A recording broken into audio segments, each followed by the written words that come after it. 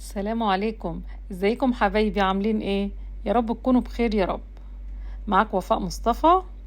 هنعمل النهاردة تحلية حلوة باردة ترطب علينا في الجو الحر اللي احنا فيه ده. مكوناتها كمان سهلة، موجودة عندنا كلنا وفي كل بيت.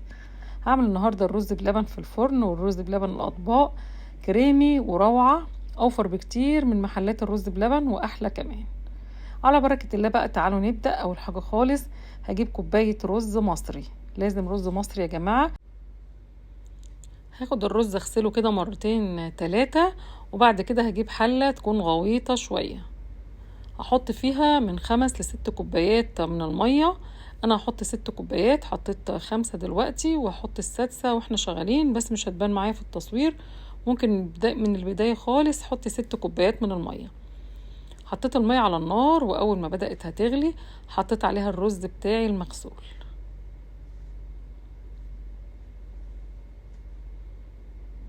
هجيب معلقة وهحرك الرز كده في الحلة. هو عموما مش هيلزق طالما محطوط في مية، مش هيلزق، لكن بنحركه تحريكة واحدة. واول ما بيغلي بهدي عليه النار. انا عايزة الرز يستوي ويشرب المية دي كلها في وقت قصير خالص. هتبصوا تلاقوا الرز يعني شرب المية ودخل في التسوية زي ما انتم شايفين كده. بس كده مش كفاية، انا عايزاه يشرب اكتر وينشي ويطلع كل النشا اللي جواه. انا عايزة الرز يتعجن يا جماعة. انا عايزاكم انتوا بتاكلوا الرز بلبن تلاقوه دايب كده، ما تحسوش بالرزاية في الطبق. بصوا اهو، عايزة اوصله لكده. مع 6 كوبايات مية هنوصل لكده. دلوقتي يعني السر اللي ما حدش بيقوله لكم خالص، هنجيب اللبن من عند يعني لبن طازة من عند اللبان، ومن غير ما نغليه خالص زي ما هو كده من الكيس، هننزل كده بالطريقة دي كده بيه فوق الرز اللي استوى تقريبا 100%. استوى واتعجن كمان يا جماعة. انا عايزاه كده. هقلب بقى تقليبة كده، وطالما حطينا اللبن يا جماعة يعني ايدنا في الرز على طول وبنقلب، والنار تبقى هادية. بصوا بقى القشطة اللي طلعت من اللبن عشان ما كانش مغلي، وطبعا اللبن جاموسي بخيره. وهفضل بقى اقلب بقى فيه كل شوية كده، والنار بتاعتي هادية خالص. وطبعا الرز انا بوريهولكوا ازاي هو دايب خالص اهو. بصوا بيتعجن كده دايب، وهو ده اللي انا عايزاه. دلوقتي بقى تعالوا نحط السكر بتاعنا. خلاص انا قربت اطفي عليه. حطيت كوباية سكر، وهحط كيسين من الفانيليا. انا بحب سكره هادي خالص عشان طعم القشطة يبقى باين فيه وطعمه يبقى حلو. تقدري تحطي من كوباية سكر لكوباية ونص من السكر. يفضل السكر بتاعنا يكون فاتح، والفانيليا تكون فانيليا من اللي هي بسكر البودرة دي، عشان لون الرز يفضل ابيض ناصع. عندك قشطة، حطي معلقة كبيرة من القشطة عليه كده، مع ان اللبن بتاعي كان فيه قشطة حلوة. يعني لو مفيش قشطة مش هيبقى فيه مشكلة خالص. وسبت قطعة قشطة احطها على وش الطاجن اللي هيدخل على الشواية ياخد وش جميل.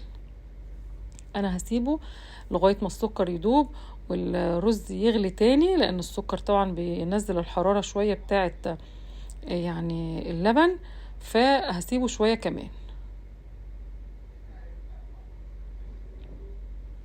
مع التقليب طبعا المستمر.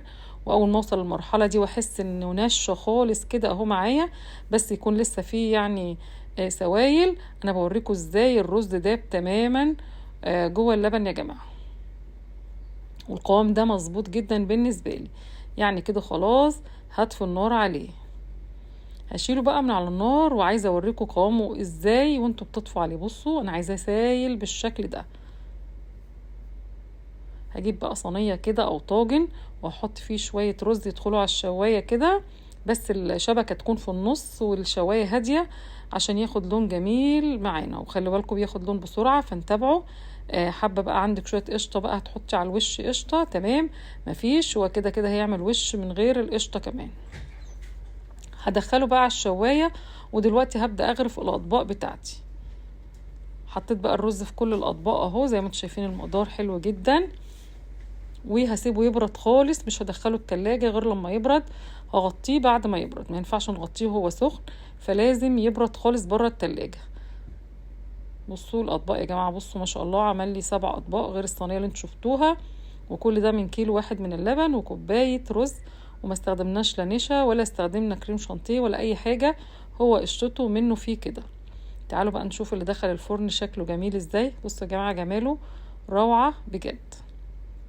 هطلعه برضو من الفرن يبرد، وبعدين هدخله التلاجة بعد ما يبرد. بصوا بقى ده بعد ما قعد في التلاجة 3-4 ساعات. بصوا بدأ يعمل وش مكشكش اهو زي ما انتم شايفينه، روعة بجد. بصوا انا بوريكم ازاي هو بيتحرك، مش ناشف وماسك، لان احنا طافين عليه وهو طري. حتى ده كمان بصوا جماله. طبعا انا ما حطيتش عليه اي زبيب ولا مكسرات ولا اي حاجة وهو سخن. انا ما بحطش يا جماعة غير دلوقتي. احلى حاجة تحطوا عليه المكسرات بعد ما يبقى ساقع ساعة التقديم، هتبقى طازة كده ومقرمشة. لو حطيناها من البداية والرز لسه سخن هتطرى جواه وطعمها هيغير، وهتأثر بقى على طعم الرز. كده بقى الموضوع مختلف خالص يا جماعة، وجربوا وشوفوا النتيجة. حطي مكسرات، انا حاطه هنا شوكولاته مع مكسرات مع جوز هند على بعض الاطباق، وشويه اطباق حاطه عليها اي نوع مكسرات. هنا بقى احلى طبق انا بحبه بالزبيب بقى وجوز الهند، الشكل التقليدي الرسمي للرز بلبن، جميل جدا بجد. كده خلاص عملنا احلى رز بلبن ساقع بقى ويرطب علينا في الحر اللي احنا فيه دوت. تعالوا بقى نشوفه بعد. يعني بصوا جماله يا جماعه، وقد ايه فيه مطه وطري وجميل جدا، طعمه كريمي بجد، هيعجبكم على الاخر. انا كده خلاص خلصت الفيديو بتاعي، كان هدفي الافاده. يا رب تكونوا استفدتوا، انصحكم تقوموا تجربوه حالا. لو عجبكم بقى الفيديو لايك بقى حلو للفيديو، شيروه بقى في كل حته لاصحابكم، وحطوا بقى لايك حلو للفيديو وكومنت جميل منكم. شكرا لكم.